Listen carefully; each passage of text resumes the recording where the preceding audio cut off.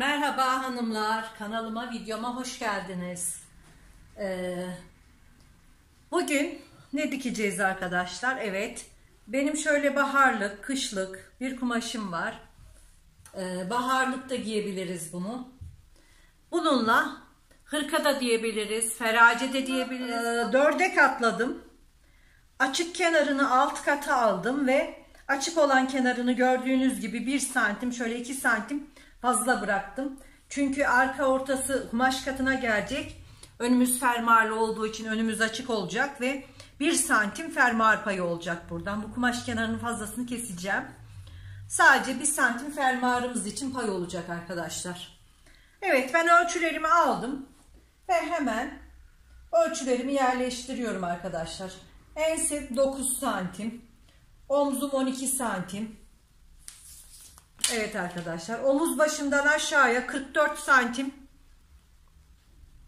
sırt düşüklüğümü işaretliyorum. Hiç mezurumu kaldırmadan kalça düşüklüğüm olan 20 santimi işaretliyorum.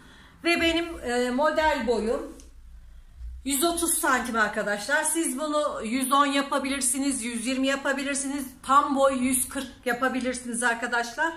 Ben diz altında çalışacağım. Evet arkadaşlar, şimdi hemen ense düşüklüğümü 3 santimden işaretimi alıyorum. Arkaya göre kesiyoruz. Önce arka yakamı oyuyorum.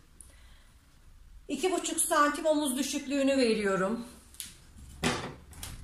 Evet, omzumu çiziyorum.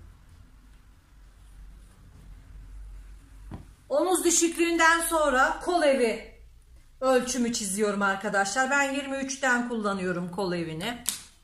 Benim kol evi ölçüm 23 santim. Kol evi hesaplamalarımızı biliyoruz artık. Evet arkadaşlar, sıra göğüs ölçümüze geldi. Göğüs ölçümüzü 1/4 yapıyoruz. Artı 1 veriyoruz ama ben artı 2 vereceğim. Çünkü bu dış giyim olacak arkadaşlar. Benim göğüs ölçüm 1/4. 28 santim. Ben 30 santim çalışacağım göğsümü. Şuradan bel çizgimizi enine uzatıyoruz, bu çizgileri tabi. Burası da kalça çizgisi. Evet. Belimizde 1 santim kadar girme yapalım arkadaşlar. Fazla bel oyuntusu sevmiyorum ben. Kalça ölçüm 31 santim. Şöyle 32 olarak kullanıyorum kalçamı. Hatta 33 kullanalım. Bu dış giyim geniş ve rahat olsun. Evet arkadaşlar, şimdi önce kol evimizi yerleştiriyoruz arkaya göre. Kol evimizi şu şekilde çizelim. Bakın arkadaşlar, Kavodaro cetveliyle pratik bir şekilde çiziyorum. Kol evimiz tamam. Şimdi eğri rigamızla kol evinden aşağıya bel oyuntumuzu çiziyoruz. Ve hemen cetvelimizi çeviriyoruz. Şu şekilde basen çizgimi çiziyorum. Ve burayı biraz dolduruyorum şöyle. Evet.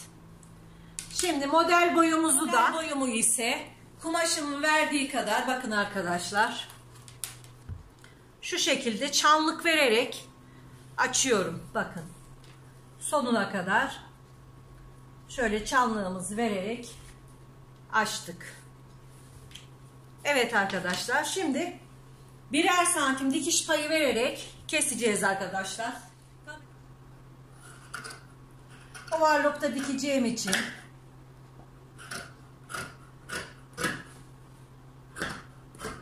ben overlock makinama göre veriyorum.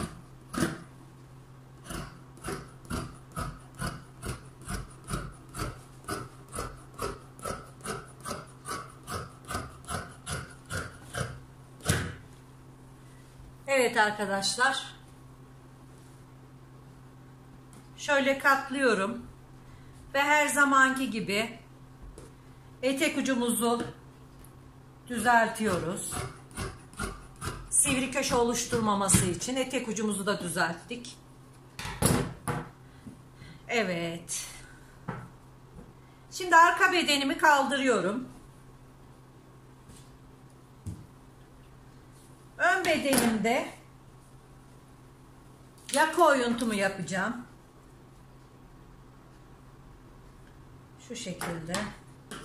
Şöyle 10 santimden yakamı açıyorum. Evet. Yakamı açtım arkadaşlar. Omzumu düşürüyorum 1 santim. Kol elimden de 1 santimimi giriyorum. 0 giriyorum omuzdan. Göğüse doğru 1 santime geldikten sonra şu şekilde oyuntumu yapıyorum.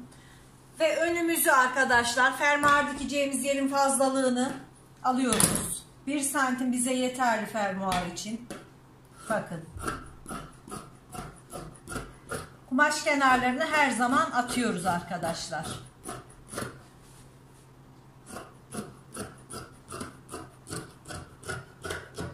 Evet. Bu da önümüz arkadaşlar. Arka ve önümüzün kesimi tamam. Pazumuza göre ayarladık. Ve kol üstünü de düzeltiyoruz hemen. Kol boyu çizgimi de aldım. Ve ben burada şöyle 17 santim kol tepe yüksekliğimi çiziyorum.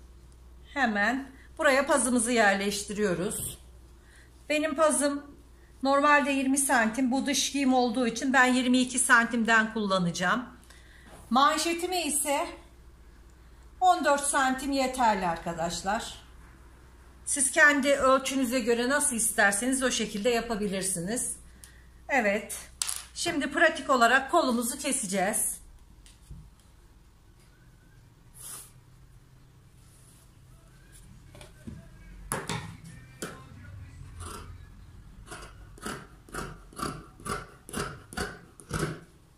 Şöyle kolumuzu hemen kesiyoruz.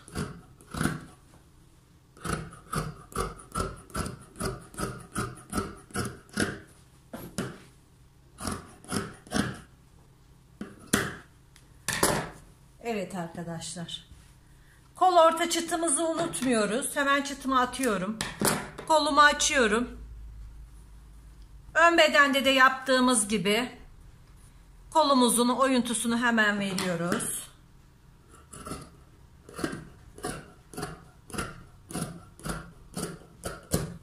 Evet arkadaşlar. Ön çıtımızı da atıyoruz. Ve feracemizin kesimi tamam arkadaşlar.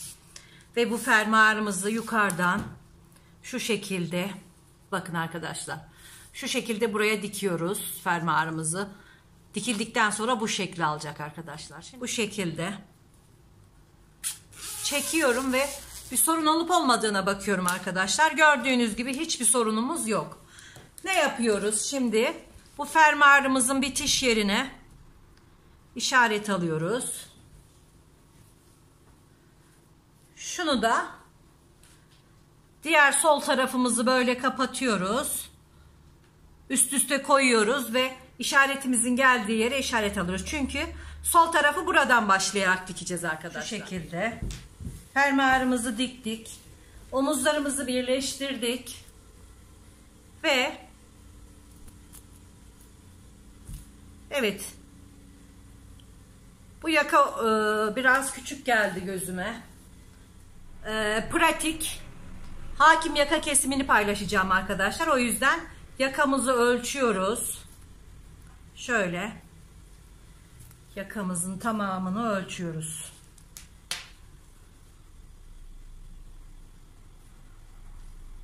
Evet. Benim yakam, yeniden ölçelim.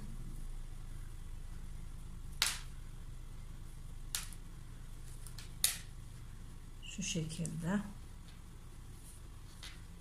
54 santim arkadaşlar. Evet, şimdi 54 santime göre pratik yakamız. Yani bunu kağıt olarak da düşünebilirsiniz. Burası kumaş katı. Ve buradan ben 26,5'u işaretliyorum. 26,5'tan bir miktar çizgi dik açısına dikkat ederek yukarı doğru çiziyorum. Yakamızı yapacağız arkadaşlar. Evet, yaka kalınlığımızı, hakim yaka kalınlığımızı ne kadar yapmak istiyorsak arka ortasından yukarıya ben şöyle dikiş payıyla birlikte 6 santim istiyorum. İşaretini alıyoruz. Ve bu 26,5'u tekrar 2'ye bölüyoruz arkadaşlar. Evet. Şöyle bakalım. Yerine. Evet, tekrar 2'ye bölüyoruz. 13,25 gibi geliyor. Şuradan işaret alıyoruz. Ve bu dik açı üzerinden 2 santim yukarıya işaret alıyoruz. Evet, şimdi burada pistolemizi ya da eğri rigamızı kullanacağız arkadaşlar. Şu yarı yerden yukarıya şöyle bir işaret alacağız, çizgi. Evet, bu şekilde çiziyoruz. Ve buradan yukarıya, şurada çıktığımız ölçüyü 6 santim. 6 santimi buradan çıkıyoruz. Ve cetvelimizin eğri yeriyle burayı birleştiriyoruz arkadaşlar. Bakın, pratik. Yakamızın kalıbını çıkartıyoruz. Evet. Şimdi buradan da şu şekilde hakim yakamızın yuvarlaklığını vererek şöyle çiziyoruz, güzel bir yuvarlak vererek. Evet arkadaşlar, gördüğünüz gibi bakın yakamız çıktı pratik bir şekilde. Hemen kesiyorum ben yakamı. Bundan 2 adet olacak. Bu 1 adedi. Ben dikiş payını da içinde vermiştim. Yine de çizginin dışından birazcık şöyle keselim.